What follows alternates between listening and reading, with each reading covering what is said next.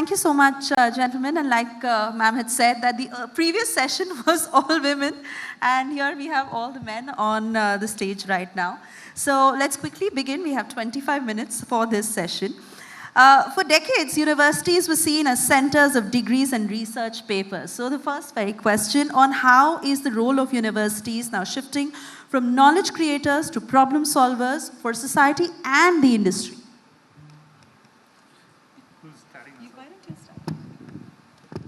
Yeah, thanks, Suveisha.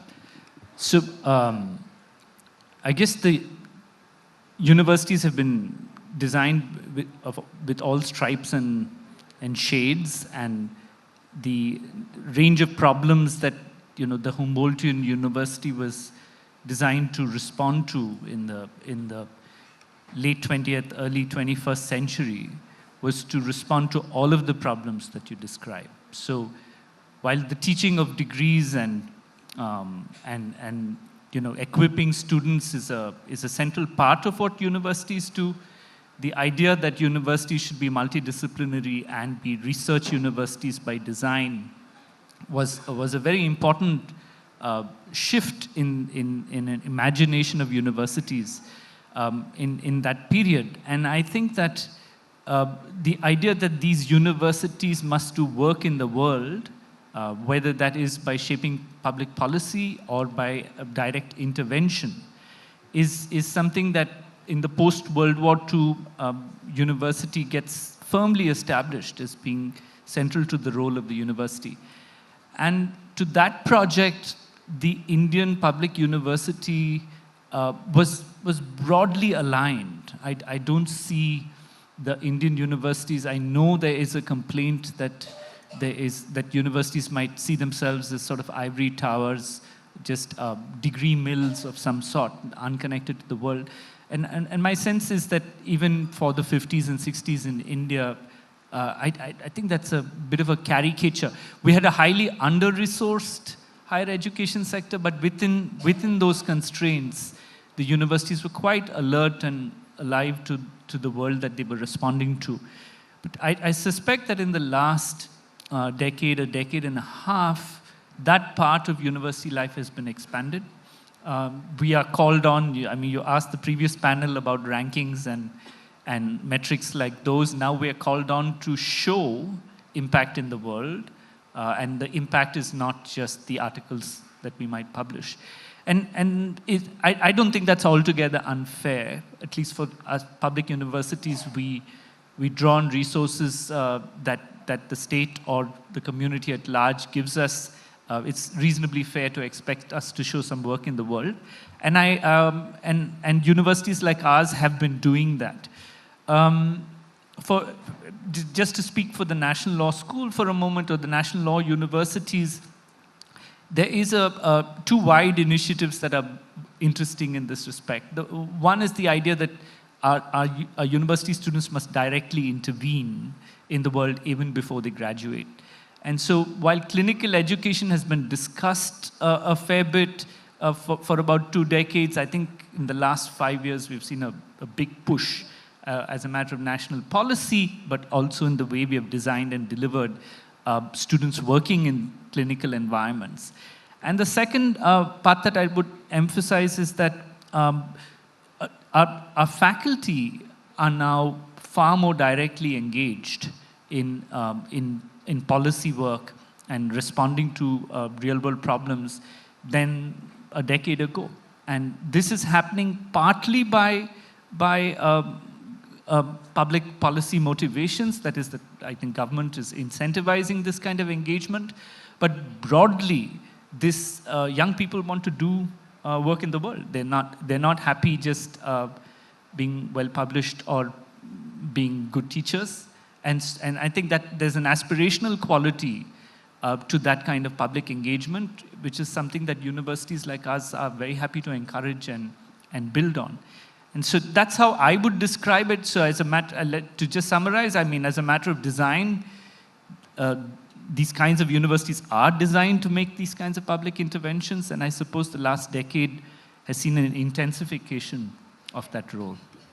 So, Mr. Pant, I'd like to understand from you, are current regulatory frameworks enabling or constraining innovation on campuses? And if a change is required, where would you say that be?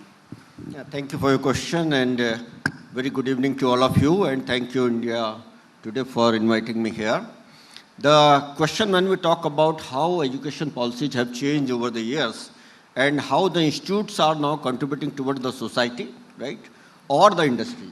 So I think if you look at the entire gamut of the education, it has totally changed, what the previous speaker has also said. So now we don't think in terms of the publications or the submitting the thesis, put it in the shelf.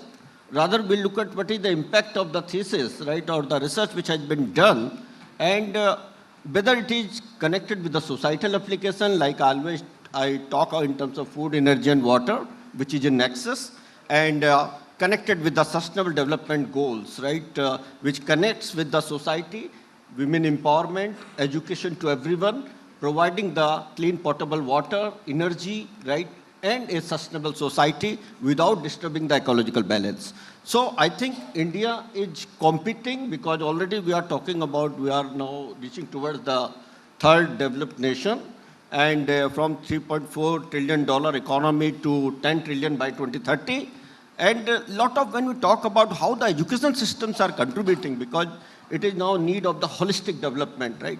And we encourage our students, right, through collaborations, right, industrial collaboration, academia and industrial partnership, academia partnership, and bring a kind of knowledge, right, where the interdisciplinary and multidisciplinary research can be taken together. And that's why new centers, center of excellences, and the departments where they are working together, because the world is changing exponentially, so we have to work with the same pace. And how to get that?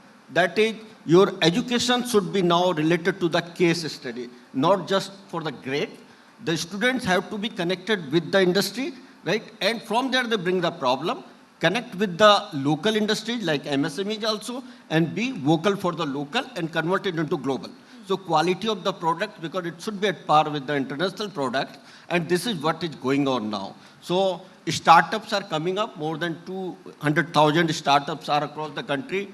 Lot of schemes like you must have seen Bharat Innovation, India Innovation, and through that it's a competition among the universities and the colleges, right, across the country, and where from these are selected and the technologies are to be transferred to the next level. So startups, incubation, and then finally look forward for the commercialization. Because at the end, when we talk about Vixit Bharat 2047, how these, right, technologies are developed within the country. So make in India and self-reliant India, providing the jobs to many. So now our students should look at in the terms that they should not be the job seeker after getting the degree, but they should develop the industry and give the jobs to many. So this is where I think we are looking. An entire gamut of education has changed because of this. And that is where we can say that India is now standing among the world and reaching towards the excellence. Taking that point further with Professor Ashwini, and you and I were talking just a short while ago when it came to Indian universities realistically competing with global innovation ecosystems of if that gap is, when we talk about those universities in US and China, how much is it and what are the learnings we need to take? How are we evolving? Good evening, and thank you very much for this invitation. We are definitely marching ahead. We need to catch up with those two superpowers, I would say, China and US. At a scale, they are much higher at a scale if you think of innovations, the economic development and creation of products which are of direct benefit to the society.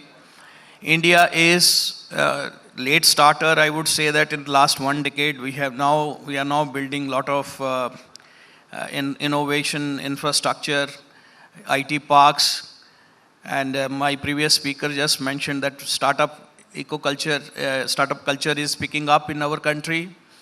But I still feel that we are slow. We need to really catch up.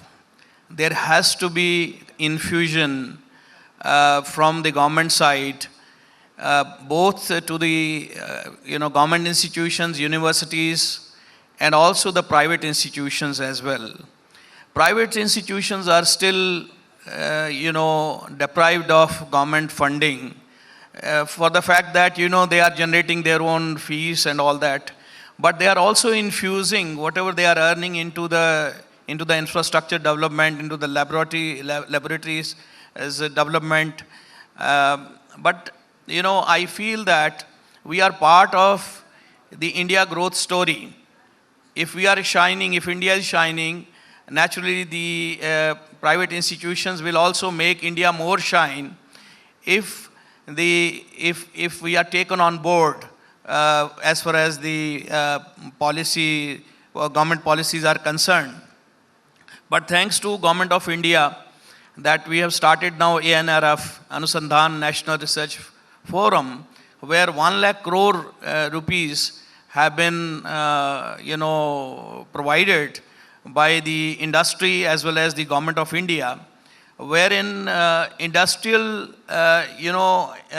ideas, the industry that requires the innovation, those kind of projects will be only approved, and therefore the direct role of the innovators feeding into the Indian growth story will be in a very prominent position. I give you an example. I have recently visited Niti Aayog, ISRO, DRDO, and also telecom regulatory bodies. When I interacted with the top brass of these institutions, there was a clear indication that all these government institutions now want private bodies to also be part of their driving force. So they also want to engage now Indian private institutions also into the innovations, in productization, and also as part of India growth story. So I think we have to think holistically. We should not have this dichotomy that private institutions or government institution, after all, we are part of India. So I think government should come up with a holistic policy where they can give matching grants to the private institutions. If private institutions spend 50 crores on innovation, the government says we will add 50 crores also in order to encourage you. And of course, regulations are always to be respected. Regulations are for keeping us within some bounds, and we must respect the regulations and also come up with the products that are of societal use. And of course, we need to really march ahead at a very fast pace now. Thank you. Right.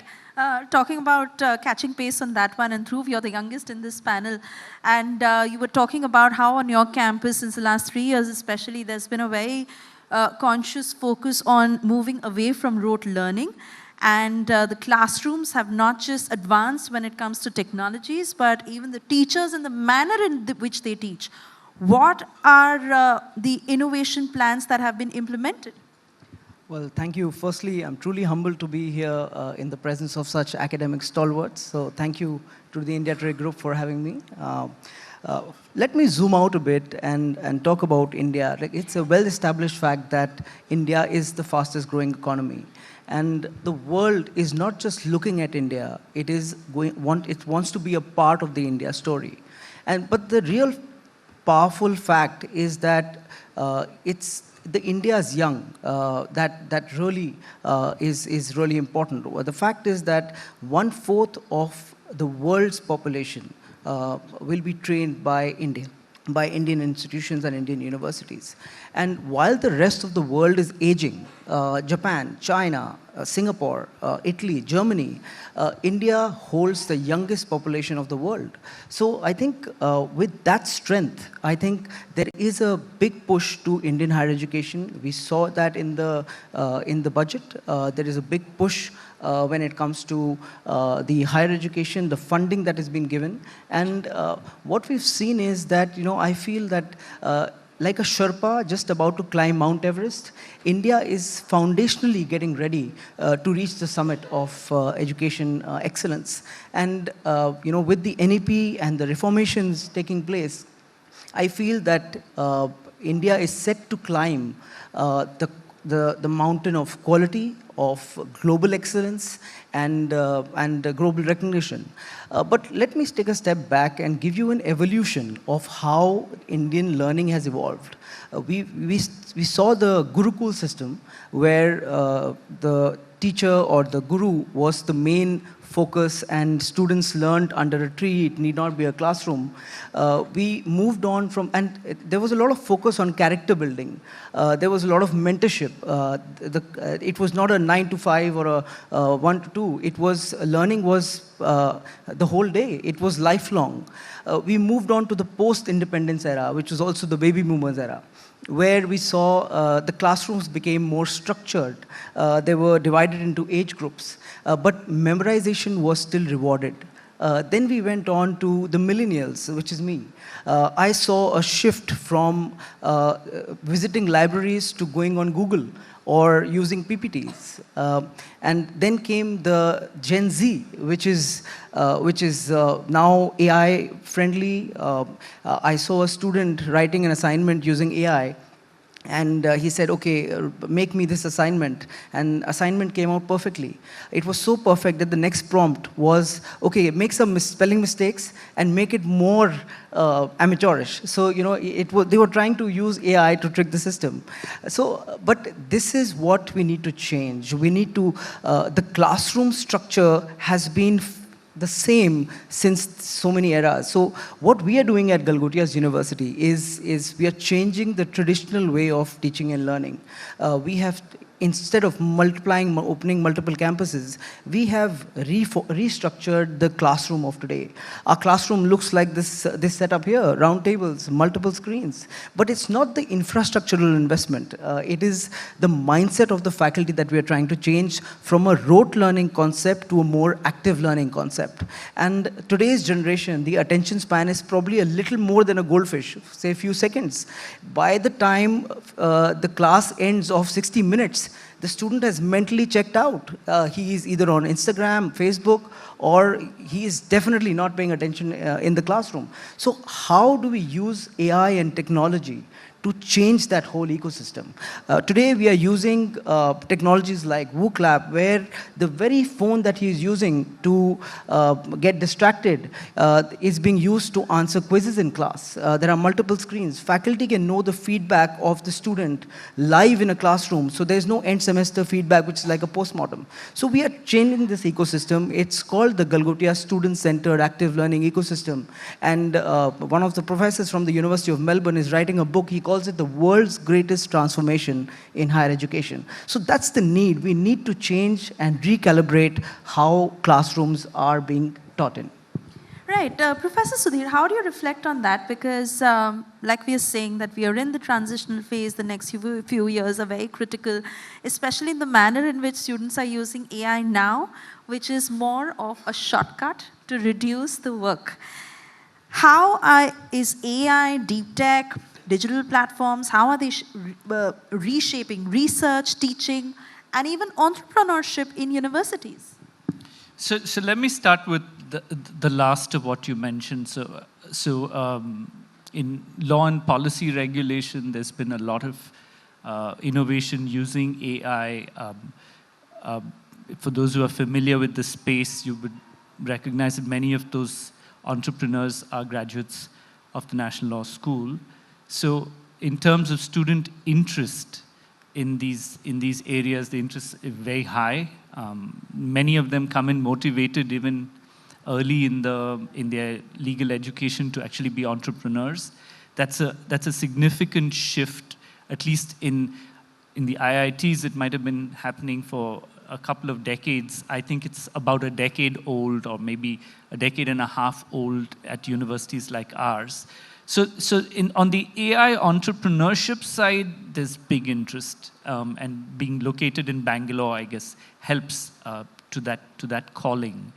But to AI in the classroom, I think all educators here, I was trying to read what the previous panel was trying to say. I suppose all of us are not, we're not univocal about how AI is going to work in the classroom. So I can hear from Dhruv's voice that he's quite excited about using a lot more technology in the classroom. I can say for my faculty body in my university that that's not uniformly the case. We are not uniformly excited. We think there are some things to be learned here, but there are also significant risks. So I think that all universities and the stage that we're in, we're partly defensive, we're partly trying to ensure that fundamental learning does take place. And I heard Dhruv mention many education pedagogical interventions, but I suppose we've got to shift to a lot smaller classrooms and a lot more peer-moderated work, maybe unaided by technology. That might be essential for learning in this age. But overall, I think the approach in sectors like ours has been to use AI, but not to allow AI to kind of eviscerate what else we think is important in classroom learning. So it's not a wholehearted embrace. I'm sure if Dhruv had another chance, he would mention other parts. So it's not a wholehearted embrace in that we just go headlong into the technology and then stop doing the other stuff that we think is really important. So kind of the tone of your question, we would embrace it, but cautiously. And let me just say one last thing, that on many of these technologies, our students are often ahead of us. So, I mean, we've also got to think about it generationally. What is it that we are going to teach them? Maybe they should be teaching us that part, and we should be focusing on the stuff that we can really bring to our classrooms. So there's some, we've gone there, but we're not, it's not some full-throated, embrace of this technology. Great.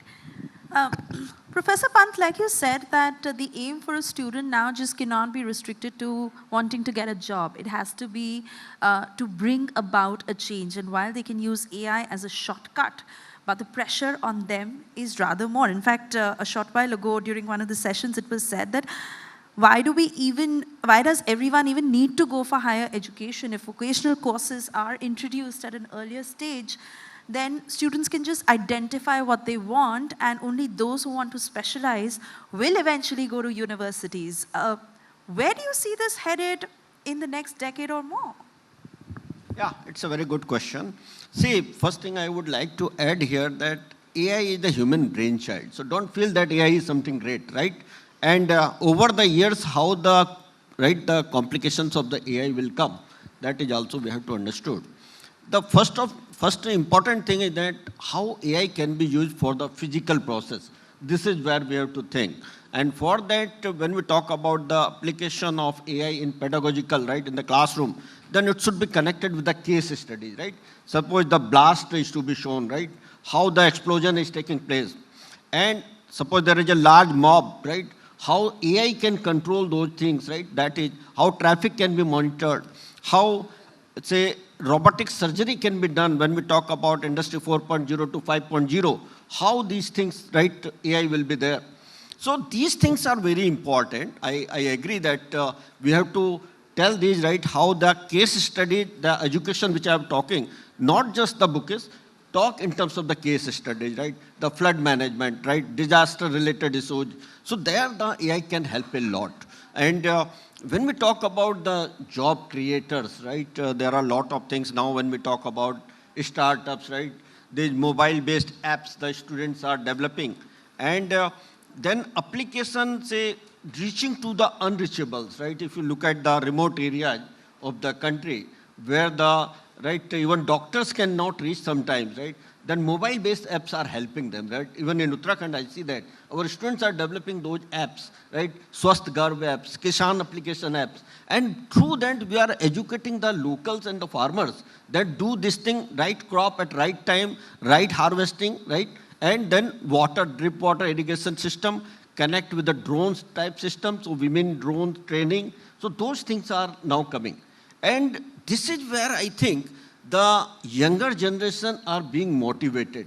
They are making a group and they are just looking forward that where there are the opportunities through these kind of jobs. I think we need to look at on that aspects of the artificial intelligence, big data analysis, digital twins, right? And then use these concepts, right, for education. And when they come to their third year, final year, or right, professional, so that's why I said that connect them with the industry, connect them with the practical problem. They should go and visit those sites also, right, to wherever these things are happening. And then find out the solution which can be sustainable for the society, because that's very important. So they are looking forward these things. Their startups, right, getting successful startups, then connected with the right larger scale for commercialization. The industries are supporting nowadays. So industry, academia interaction, and the global collaboration. All these things are very important. And that is where I think the jobs, of course, right, just rather going for the job in other organizations, let us have their own job, and how this AI, right, assisted tools can help them in getting more and more opportunities for the future generation. This is where I think we need to work, and that's very, very important for the future generation. Thank you. So, Professor Ashwini, if you were to talk about one breakthrough innovation on an Indian campus that gives hope and the barriers stopping campuses from becoming innovation hubs today. Oh, yes. So, I think we can think of starting innovations culture at the undergraduate level. We need not wait till post-graduation or the PhD level innovations. We have experimented in Saveetha University, wherein the undergraduate students, may they be in engineering or dentistry or medicine, we engage them into mentor-mentee system. One mentor gets about 10 students, and each mentee has to prepare they have to undertake 3 small projects, and they are given dedicated time of 3 months to complete those projects under the mentorship. And they have to put up these posters to showcase their studies and the outcomes, and they are evaluated at 4 to 5 different levels. And we have found that this system is really working very well, because we convert the very phobia for research at the undergraduate level into, a very exciting experience for the students when their, posters are hung and they defend their posters, and also when these are published also. And many of our undergraduate students have 5 to 6 publications coming out of their work. So I think this is very exciting, and we need to invest more into student projects, and we need to also invest. We have invested about 100 crores into ideation to productization. And we have created a system wherein a student can walk in with an idea, and the student is given freedom to test that idea, handhold it, and also, we have the tinkering labs where they can do tinkering work and make prototype of their idea. And after the prototypes, validation is done. And we have set up 72, cabins for the startups, which also includes our own students and faculty. They have started their companies in our institution. So it's a holistic institution, but then we have to also ensure that the projects that they take have real society value, and they can be scaled also. It should have a wider societal, use as well as commercialization potential. Then only, it will have cascading effect, and that will be a push phenomena. More students will be drawn into innovation. So I think mindfully we need to invest into this ecosystem of innovation, and now it's time for universities to do this, because, we are now talking about Atmanirbhar Bharat and Sashakt Bharat and all that. And I think we have to generate now money for our country and be part of this growth story and become third largest economy soonest, and then go on to become second largest and the first largest later. Thank you. And Dhruv, it is time for us to wrap this up. So very briefly from you on what you will define as a truly innovative Indian university by 2035. I firmly believe that whatever we are teaching now will become irrelevant by the time the student passes out. My first year computer science students learned coding to develop a website. Today, they just have to write a prompt in AI and the website is ready. So the only way is to collaborate with the industry. set up centers of excellence on campus with the industries, give them real-life exposures. Any university who is not investing in their labs should be questioned.